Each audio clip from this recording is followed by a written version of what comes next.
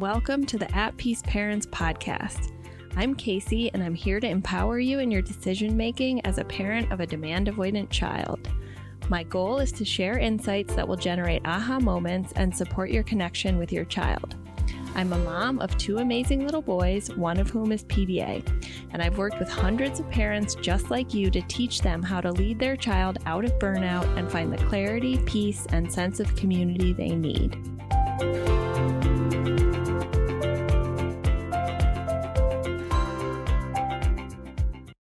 Are you a PDA parent raising a PDA child or teen? If so, this live is for you. I received a question on Facebook, I believe, that was specifically about what do I do if I'm a pathologically demand avoidant or pervasive drive for autonomy parent and I'm raising a PDA child or teen? Okay, so today I want to kick off Coffee with Casey with this question because I think it's an important one and I don't think I've talked a lot about it on my social media. However, it's something I think about and work with very much behind the scenes with my business of coaching and providing programs. So if you identify as a PDA parent or are beginning to explore whether or not you have a survival drive for autonomy and a sensitive nervous system, you are not alone. I would say about 1 in 5 parents that I have worked with either via coaching or in my programs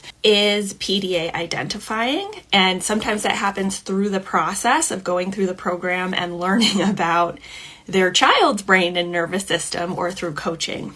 So that's a pattern I notice, which does not surprise me because as we know, autism, neurodivergence, PDA specifically is a genetic experience, right? So it's a family experience. And often even when the parents themselves don't identify as PDA, they may be ADHD, autistic, or have a parent or sibling who was potentially undiagnosed neurodivergent growing up.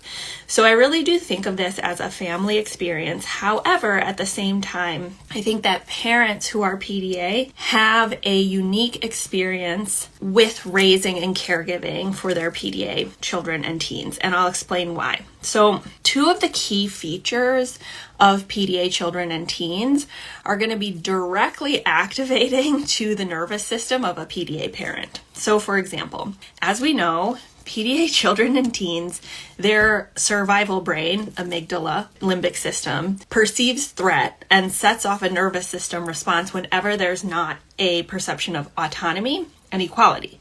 So the behavioral expression of that nervous system reaction is often what's called equalizing, which is reflexive and not behavioral. However, it feels like controlling behavior, and it's often the child destroying things of the safe person, correcting their words, controlling their line of vision. You know, sometimes it can be really activating, like you're stupid, that's not right, swearing at you. So this is activating to all humans. However, if your neuroception is doubly activated because when you perceive a loss of equality and your child is equalizing by trying to be above you, you're going to have extra nervous system activation, and you have a much more sensitive landscape of your nervous system because you've probably experienced activation throughout your life, whether or not you recognize the root cause. So it's going to be extremely activating. Additionally, one of the key features that we notice about PDA kids and teens is that they often need constant engagement, constant undivided attention, and constant signals of nervous system safety, which is part and parcel to a nervous system disability where they're constantly perceiving threat. They want that constant safe person to provide them a sense of bodily safety, right? However, this is a direct loss of autonomy for a PDA parent, right? Where they don't have the freedom and choice to do the dishes, speak to their partner, go outside, right? So this is difficult for any parent. However, I think it can be absolutely traumatic for a PDA parent who's experiencing this constant threat in their neuroception. So the third thing I want to say about this is often the PDA parent, and I will say that I think I have a biased sample because most of the PDA parents that I've worked with are in a more internalized expression.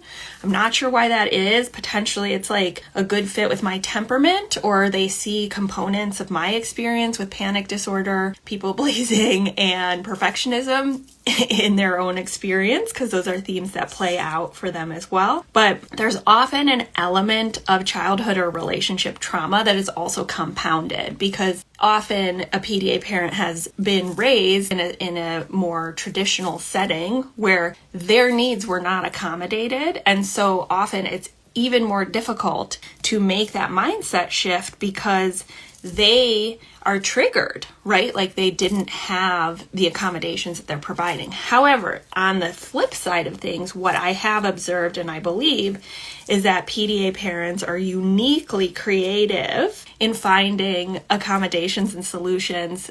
And I noticed this like even in my paradigm shift program with one of the coaches I hired.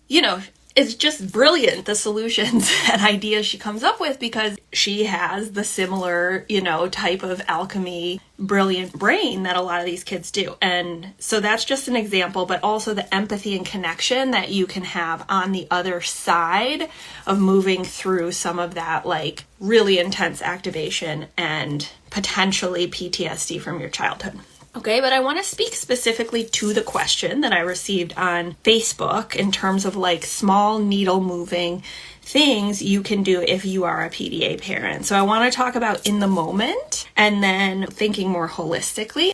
So when I'm working with a PDA parent, and really any parent, but specifically a PDA parent, I bring in some Buddhist, like mindful and Buddhist tools, because so often we're either avoiding nervous system activation, negative thoughts and emotions, or we're grasping them. And so we want to get to a space where we're like the ocean and the nervous system activation is waves.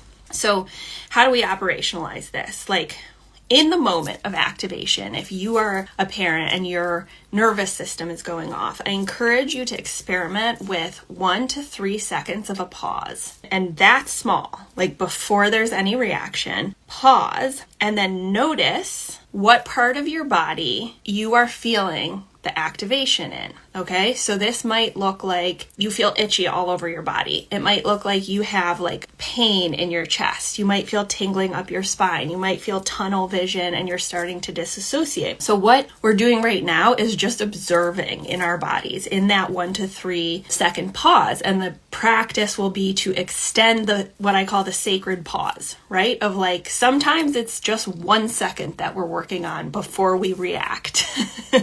So in the pause, that's our opportunity to notice and observe what's going on in our body and to have an awareness of like, oh, my hands start to tingle. Oh, I have tightness in my chest.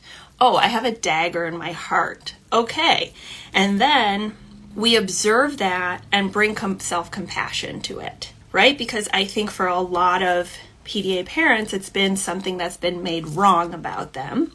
And so we want to start unraveling some of that and bringing compassion. So a very simple mantra you can bring to that noticing of your own nervous system activation that I use a lot myself is called "this belongs," right? So you notice the activation yourself and you can just say, "This belongs as part of my human experience," or simply, "this too." So we're allowing and observing and bringing self-compassion to this nervous system activation related to your neuroception. And this might be the very first step. And honestly, it will start with you bringing self-compassion to yourself, because there's nothing wrong with you having that activation. But I think for a lot of parents I've worked with, it has felt like there's something wrong with them when their nervous system activates. Okay, so that's like the in the moment practice that you can experiment with. And then more holistically, I just want to name 3 things that I often work on with families who have a PDA parent. One is understanding and leaning into regulation as something that's going to look different from potentially neurotypical peers or even other neurodivergent peers, which, often it's like oh, you need to take a nap, you need to take a rest, you need to meditate. But remember that for the PDA brain, engaging an autistic brain, engaging in special interest might actually be much more regulating than, quote, resting, right? So I'll give you an anonymized example with a mom who was exploring her PDA identity. And, she was postpartum. And so a lot of the narrative was like, you need to rest, you need to relax, you need to nap. Whereas what really regulated her nervous system and relaxed her was being very active in things like thrifting and transformation of her of things that were much more active and artistic. So we set up ideas for when the baby and the other child is around, how can we engage in some of these more transformation activities, special interests that really regulate your nervous system, which is just a different way of looking at it from how the world is going to be conditioning you to do self-care. The next thing I would say is your child, your need for a safe nervous system can't be underestimated. And so what that looks like in real life holistically is really being honest with yourself about the scenarios, situations, and people who do not provide you a safe nervous system, whether it's in real life or online, and starting to set some boundaries, right? And if you have a history of a more freeze-fawn internalized expression, this is going to be really difficult because you're going to be more of an automatic yes, fawning type. If you're externalized, this might not apply as much, but really starting to think about boundaries outside of the home, right? And so this is something that I struggled with, but one of the practices I read the book Boundary Boss, which I highly recommend by Terry Cole, but I would set up a list every day, really small things, and I'd be like, okay, what's one thing I can say no to? And it might just be unfollowing someone on Facebook, or it might be, just a random request that I got to participate in something and saying no to protect my energy. So that's going to be really important, especially for those freeze-fawn expressions. And then finally, and I think this is important for everyone, but particularly for a PDA parent, is finding meaning in what you're doing as a caregiver, right? Because otherwise it can feel like you're just trapped in this cosmic mind F, because it's you're presented with a situation that basically is the worst fit in some ways until you cross that threshold for your nervous system. However, finding meaning in the practice of the sacred pause and what you're doing to accommodate your child can really start to shift things and help you perceive more autonomy and agency in what you're doing. So what do I mean by this? I'll give you an example of my meaning, and then I'll give you some examples of others' meaning. Okay, so I remember I had an aha moment when my son was sort of at his most activated, burned out, violent, where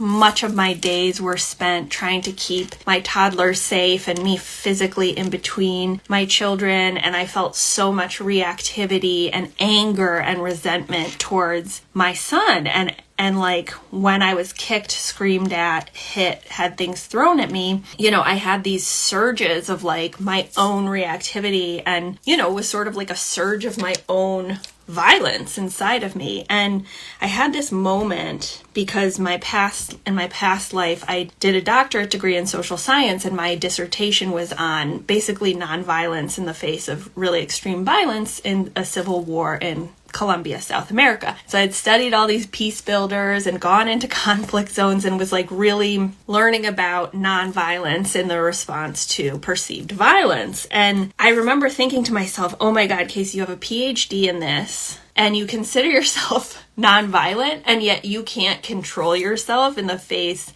of a child, right? You can't control your own wanting to yell at them or do something reactive. And I remember thinking to myself, wait, this is such an opportunity to actually learn nonviolence versus the academic objective observer. And so for me, the meaning became how can I actually practice nonviolence? Not just, obviously I never touched my son in that sense, but the violence of aggression and the feeling of wanting to teach him a lesson or whatever. And so for me, it became this spiritual practice of okay, between stimulus and response, I have agency, and where is that nonviolence? So for parents who are PDA, often this can look like the opportunity to find meaning by parenting and accommodating their child in a way that they weren't accommodated. It can be viewed as like healing intergenerational trauma or stopping the cycle of trauma in their family.